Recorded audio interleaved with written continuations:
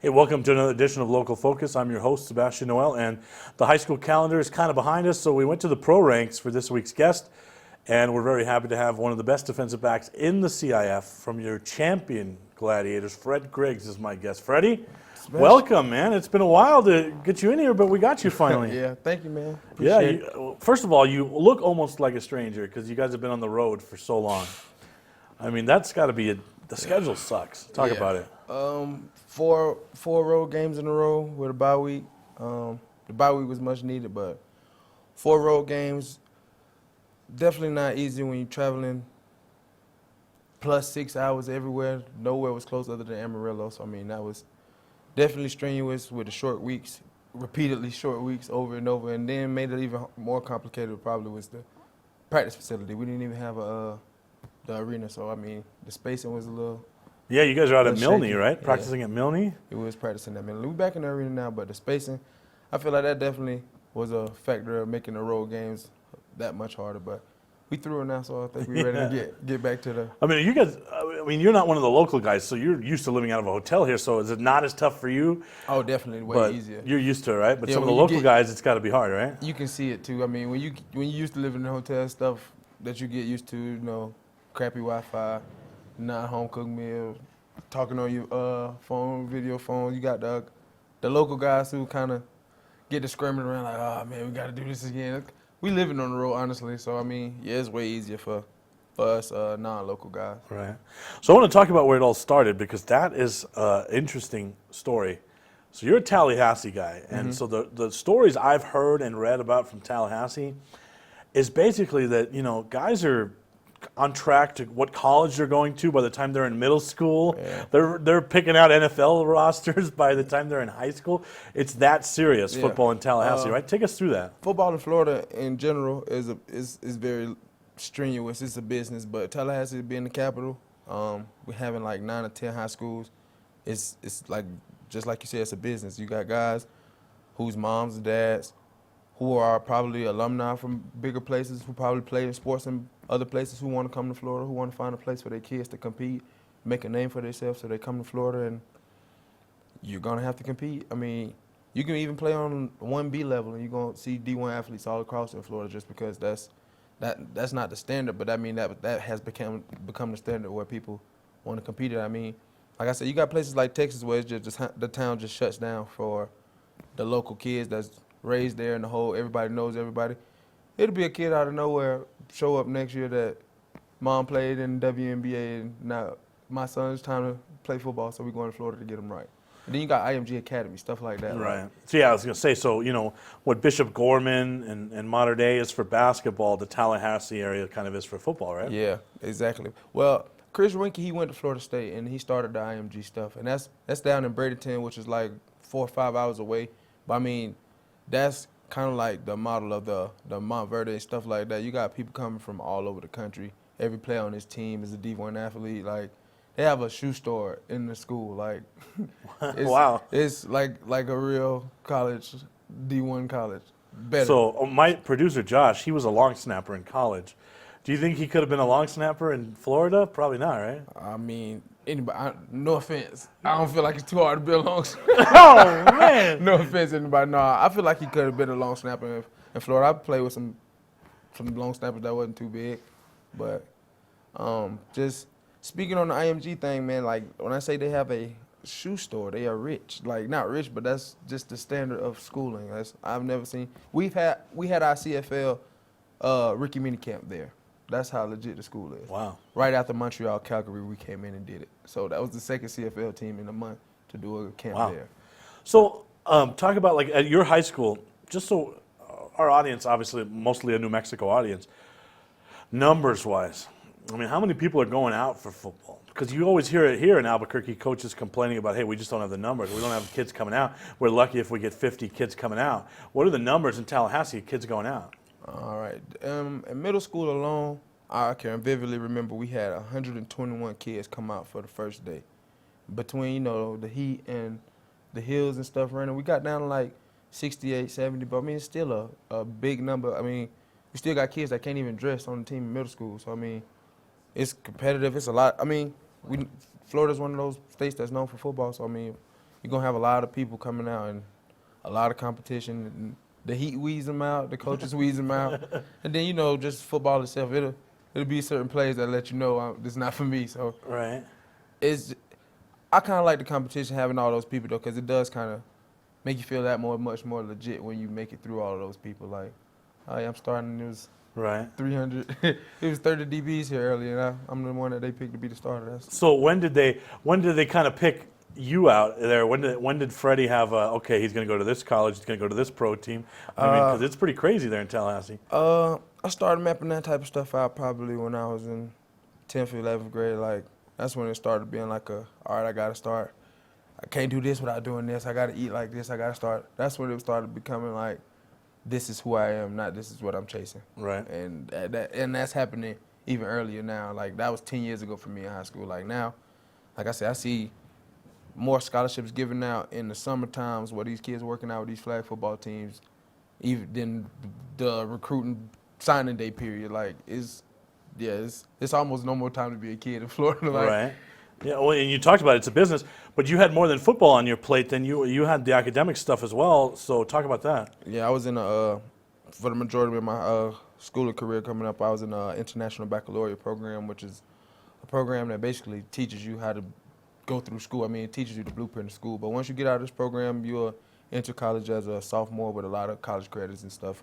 But I mean, yeah, it was hard. I remember coming home 6th grade after the first day in that and just crying because I never had that much of a workload mentally. Like, I was always used to, you know, going outside and running. Right. I never been stressed to have to sit at a table till my hand was cramping and I'm just looking at the clock like, how much sleep am I gonna get off of homework? Like, but being able to overcome that, it made football way easier. It made life way easier. Right. Like, I feel like it definitely made school 1,000 times easier. Right. And you mentioned you were one of those guys that wanted to get out of Tallahassee. Your parents your mom kind of pushed that. So talk about that. Yeah, a lot of people see Florida as a paradise, and my mama, I don't think she did. She was raised somewhere else. She was raised in Jersey, and my dad was always from Florida, and he loves it. He's head over heels for Florida. But my mom always said, like, if you ever want to leave, make sure you do it before you get grown, because if you don't, you'll never leave. So I wanted to make sure I got out for college, even though I did have some local opportunities. I definitely. So you live in that other paradise now, Iowa, right? Yeah. So what do you know about a paradise? It's a paradise because I make it a paradise. I got the stuff I need there, my family, Right. my job, my house. I mean, I feel like that is paradise. That's happiness, having those essential things, the food, clothes, and shelter, and your tribe, like the people that you're raising. That's more so the paradise that I'm looking for rather than the beaches and the stuff. I mean, I was raised around it, so I could just be taking it for granted. Could Right. just be, you know, desensitized to it. But I find more cerebral serenity at places like Iowa. Right. All right, we're going to take our first time out. We'll come back with Freddie. We'll talk about how highly recruited he was out of high school, get into the college stuff, and then Gladiator stuff after that. We'll be right back with Fred Griggs. What is glamour? Frailty. What is desire? Diamonds.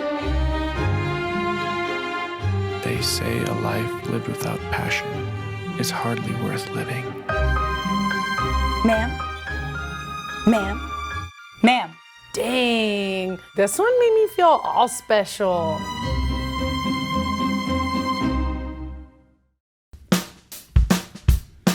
Well, I'm going to the frontier, walk up to the cashier, order up a root beer and a number one. Cover it with green stuff, one scoop is not enough. Find a booth is real tough, back by the Duke. Meet my family, meet my friends in the quirkiest restaurant I have ever been. All of Albuquerque's favorite spot, it's the Frontier Restaurant. The Frontier Restaurant is a proud supporter of Proview Sports Network. Don't sacrifice quality and flavor when you're in a hurry. Golden Pride offers ribs, fried chicken, green and red chili breakfast burritos, and Frontier Cinnabons. 4 great locations, or visit us online at goldenpride@abq.com. Golden Pride Barbecue Chicken and Ribs, proud supporter of Proview Sports Network.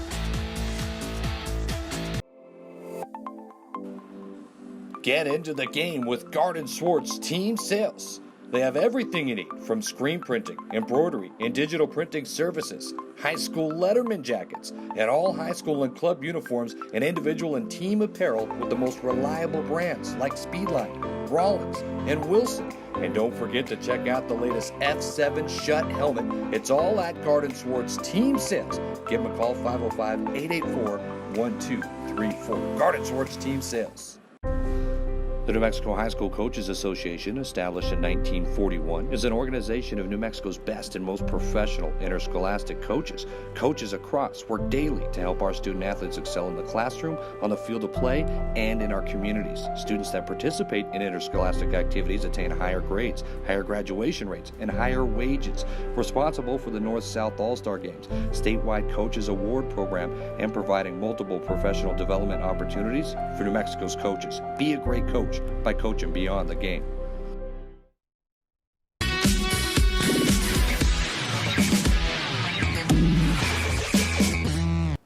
Back with Duke City Gladiator Fred Griggs. Let's talk about your senior year in high school. You were pretty highly touted coming out of high school there. Big Ben Defensive Player of the Year. Talk about that. Yeah, I was pretty heavily recruited. I was a linebacker coming out of high school. I was 169 pounds coming out of high school. Like you said, I was Big Ben Defensive Player of the Year, number 79, I want to say, in the nation at linebacker. I was committed to Middle Tennessee for the longest, and they pulled out on me maybe like 4 days before signing day, and I ended up committing to the school, St. Francis, which was 100% academic scholarship at the time. So that's why I said maybe that international baccalaureate came in to help. But just because, I mean, I didn't feel betrayed by football, but I wanted to make sure I was solidified as something that I knew I couldn't, get gypped out on or nothing like that. Like being Big Ben Defensive Player of the Year. Did that put you at ease? If you're on an academic scholarship, did that put you at ease on the field? No, not at all, because I didn't. That school wasn't the school that I intended to go to. It wasn't, and I was there not to play football, but I wanted to prove that I was better than the school that I went to. So it definitely didn't put me at ease. It might have added a chip if anything. Like some guys get to bigger schools and then they see it's like maybe too much for them. And I feel like it was the exact opposite. I got to the school and I was like, oh heck no, I gotta kill this place and make a name for myself. And I feel like never know. Looking back on that might have been the best thing because I seen guys go to bigger places and lose that dog. So. Right. And then you get to William Penn. Talk about that. William Penn, I went to William Penn after leaving St. Francis. I played against William Penn, probably one of the best defensive powerhouses in the NAI. We always have top 10 defenses. Damon Harrison, Snacks of the NFL Pro Bowl team. He went to our school. Middle of Iowa, football, that's all we had. That's what we needed. It was a pretty good place. Competition-wise, it was about the same thing as far as like me wanting to compete and do my job and want to, just completely kill the competition. But I mean, it was definitely a place that humbled me because it was nothing but football. Like I went to school, like I said, at St. Francis. At first, it was Chicago around the area. I was raised in Florida, so it's always a lot of extracurricular stuff that guys get into, like as far as just hobbies and girls and balls. And Iowa, it was football, and where it was football, it was a lot of competition. It was a lot to be humbled about right there. So I feel like being there made me that much better of a player. So that's why I remain and stay there now. So talk post William Penn. I mean, what were options after that, and where did that take you? I actually didn't do a pro day whatsoever. I went home Christmas break and came back from Christmas break. I was signed to the CFL. I had signed with Calgary. I came back, finished that semester and went off to Miami for training camp. Got through training camp, and the first day of the rookie mini camp, I separated my shoulder, catch an interception. I deal with an injury for about a week or two, and then I go home, take care of my daughter who was just being raised, and started talking with my coach from the CFL who lived in Des Moines, which is about 40 minutes away from where I lived in Iowa. And he coached at a couple arena teams, and he actually helped me get my foot in the door with Cedar Rapids, and that's what actually helped me start my career in the arena. And coming from CFL with a CFL coach vouching for you, it makes it a lot easier than a lot of these rookies. You know, some people come and getting cut from here or never really played here, but, you know, it made it a whole lot easier. Right. At that point, was Iowa a comfort zone? You never had to really go to Calgary, so you start your arena career in. And the place right by my kids. What's the adjustment, first of all, from the college game to the arena game? Well, I went from college CFL to arena, but I mean it's pretty much just like CFL and arena, pretty much like the same basis, like as far as the high motion and that stuff, and it is a completely different game. Like, for people who try to say like, yeah, the CFL and the arena, that's like developmental to get you to the NFL, it's like very true, that's facts. But the job that we have to do as DBs is twice as hard. Like, we might not be going against the 6'5", 4'4s, but they're starting in motion. They're starting in motion from 10 Right. yards. You know what I'm saying? It's way harder to adjust to. Like, just the strategy behind it, the mindset behind playing defense is completely different. Like, you have to be willing to tell yourself that, because if not, you keep getting beat just trying to wonder. Well, what's it's a DB league, right? Because everyone's throwing pretty much on every down. Yeah, it's definitely a passing league, and that's what I'm saying. Like, it's a passing league, and outside you wouldn't say in 11-man football, you wouldn't call it NFL a passing league. It's whatever you're good at, because some teams can stop you in passing, some teams can stop you in running. CFL arena, you shouldn't get stopped in passing. Like, you have the advantage. So defensively, you have to have a mindset to have a short memory, because you're probably going to get beat more than you've ever got beat in your life. This is a whole nother game. So once you get your head wrapped around that, and now you can start working around, how do I not get beat? Because it's so hard to work around that, because you play your whole life not to get beat. So this is a game that's set up for the offense to win, and a lot of the times they do. So you have to find ways to make yourself win more than they do. So the story that brought you to Albuquerque is pretty interesting, actually, if you want to go through that. Yeah, man, football is a small world. It connects people. I played, like I said, I played at Cedar Rapids to start my career, and I played 2.5 years there. And after my second and a half season, I went on to play for a team in Boston, played in the Canadian American League. I played a couple games there, and the coach liked my game, and he got a call from another coach who needed a DB. And I ended up going all the way to Bloomington from Boston in a week's notice. I'm playing in the game on Saturday, and I had a good game, and the quarterback for that team at the time was Caleb. So then the next year I go to Kansas City. Don't talk to Caleb at all that year. We lost the playoff game in Bloomington, so everybody kind of licking our wounds that whole offseason. Nobody really communicating. Get to Kansas City, and I'm playing in Kansas City, and I get traded, and well, it's trade talks, and the coaches here are asking, like, do they want me or do they want another player? And Caleb vouched for me, and I came. You were kind of an afterthought in that trade, right? They wanted to get Jared over here, but then everyone says, hey, there's this other guy, Freddie, that wants to come, and coach didn't really know about you, but Caleb said, oh, you got to get this guy. This guy's a blue. Yeah. But you were not obviously the focal point of that team, of that trade, but then you come over here and all the championship pieces fall together. Yeah, man, like we was talking about, a lot goes with the type of players that you get on the team and the culture with the team, and I just feel like me, with the addition of a few other players, in addition to the culture that was already established here, it just was a perfect match. Like, timing with everything, and it was best timing for it. Like, I always thank Caleb for that and Coach B for that, but it was definitely a mutual blessing for everybody.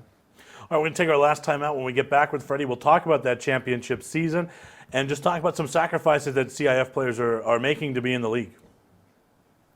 Dream Style Remodeling has been wowing homeowners in New Mexico since 1989. Selected as Best Custom Home Remodeler for 3 consecutive years by readers of the Albuquerque Journal, we're also your exclusive provider for top home improvement brands like Renewal by Anderson, Four Seasons, Blaze King, and many others. Founded and headquartered in Albuquerque, Dream Style Remodeling is family-owned and now employs more than 500 people across the southwestern U.S. In fact, we've helped more than 60,000 8,000 homeowners improved their home in New Mexico, Arizona, California, Idaho, and West Texas. We're committed to providing a superior customer experience. We've earned 4.6 stars with hundreds of online reviews and have an A+ with the BBB. Dreamstyle Remodeling is a proud supporter of UNM Athletics. Visit our beautiful 10,000 square foot showroom at 1460 Renaissance Boulevard across from Sam's Club, or dreamstyleremodeling.com to make your home remodeling dreams come true. The New Mexico High School Coaches Association, established in 1941, is an organization of New Mexico's best and most professional interscholastic coaches. Coaches across work daily to help our student athletes excel in the classroom, on the field of play, and in our communities. Students that participate in interscholastic activities attain higher grades, higher graduation rates, and higher wages. Responsible for the North-South All-Star Games, statewide Coaches Award Program, and providing multiple professional development opportunities for New Mexico's coaches. Be a great coach by coaching beyond the game.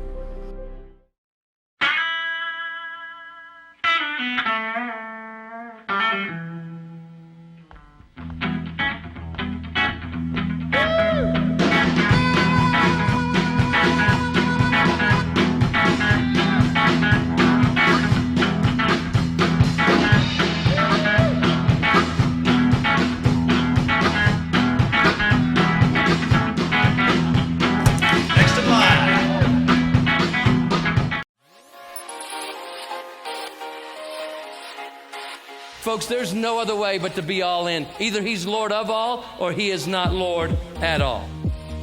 And you can experience the real and authentic, true life change that only God can provide to humanity.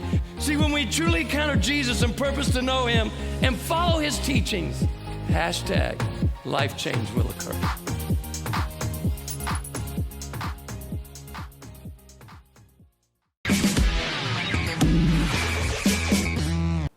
We're back with Fred Griggs, and we want to talk about the championship a little bit. So Coach is real big on this blue, green, red thing, right? And when he first told me about that, I thought it was something food-related with Coach, with chili or something. But so, he gets you in here, and you're obviously a blue. But talk about the locker room here in Duke City, his whole philosophy, your guys, how you've been able to, pretty much run that playbook. It's your room, from what I understand. The defensive room, it's your room. As far as the color system, the blue, Right. the green, and the red, that's more so about that culture I was talking about, more like the character. Blue meaning you get it, like you bought in, everything about you. Not saying like you might not be the most politically correct guy or the nicest guy, but as far as what the team needs, you're 100%. You get it. Green, you kind of influence either way. Brown, depending on who you're around, in reds, those are guys, you could probably be the most talented guy in the world. A lot of guys that aren't talented are reds. They just don't get what the team needs for them to be. We had to talk about certain players, and I feel like that certain player was a red. Right. When Coach gave me the bracelet set, mine had 3 red ones. What does that mean? That's not a good thing? You might not get it. No, that's not a good thing? No, you might not He get gave it. me 3 red ones? No, it might have just been what was left over. Okay, all right. We don't got too many reds on our team. All But, yeah, like, and as far as the play calling,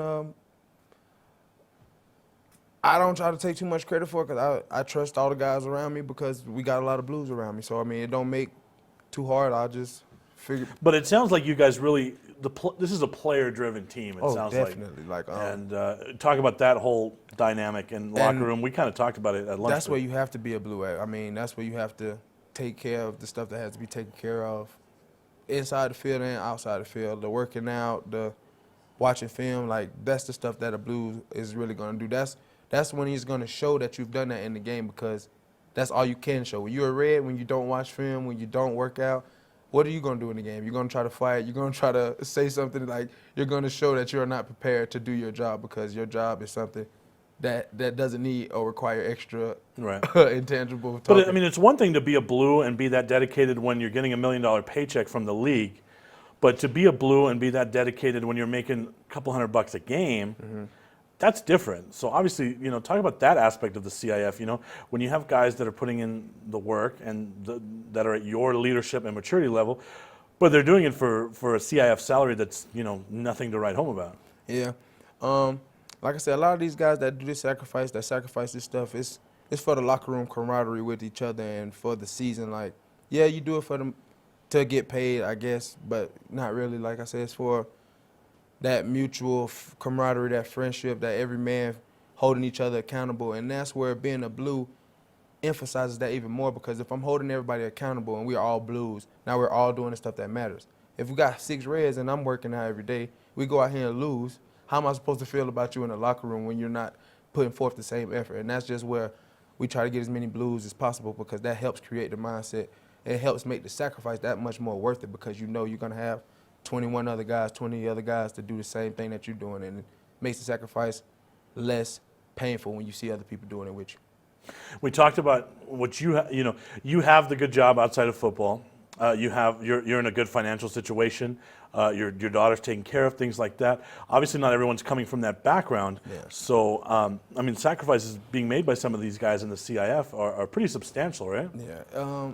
It's really crazy, some of these sacrifices. Like I said, I've been in this position before too, where you leave a job and you don't know if you're gonna come back. Like some of us guys, get a chance to take a leave of absence, but like we said, the money is almost never like equivalent to the sacrifice. It's almost never worth it, and that's where holding yourself accountable, being a good, personable guy, being a blue, like making this experience, that's what's gonna make it worth it. Because even if you was in the NFL and you made $10 million and you played for 10 years, 15 years after that, 5 years out of the league, you're gonna miss the locker room, the camaraderie. You're not gonna miss the money, you still got the money. You know what I'm saying? You still gonna miss the actual playing the game with your guys. So that's kind of why I feel like more so people sacrifice for that than the money.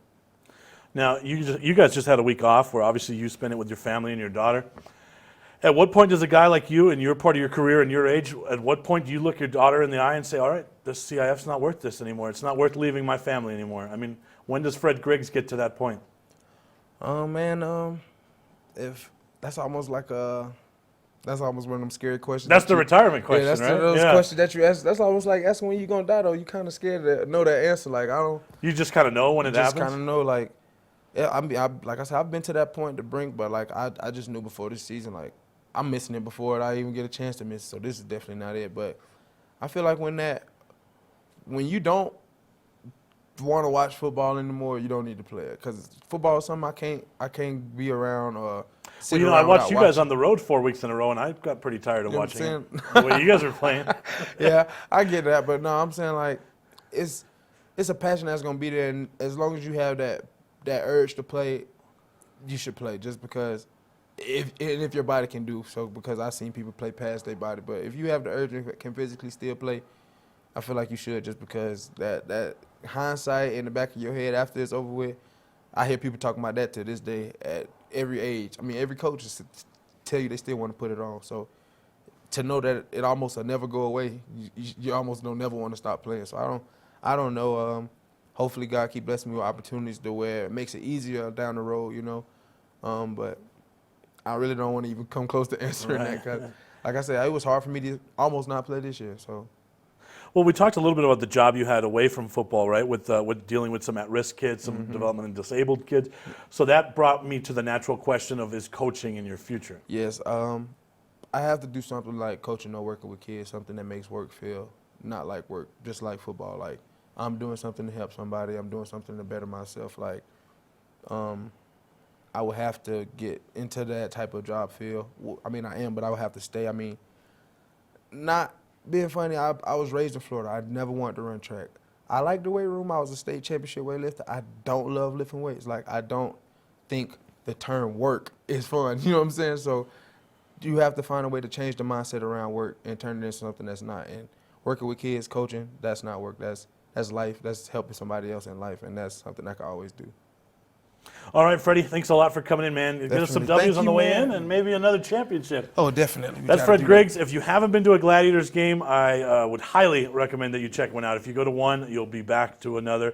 They play their home games at Tingley, and you can catch their home games right here on Proview Networks. Good night, everybody.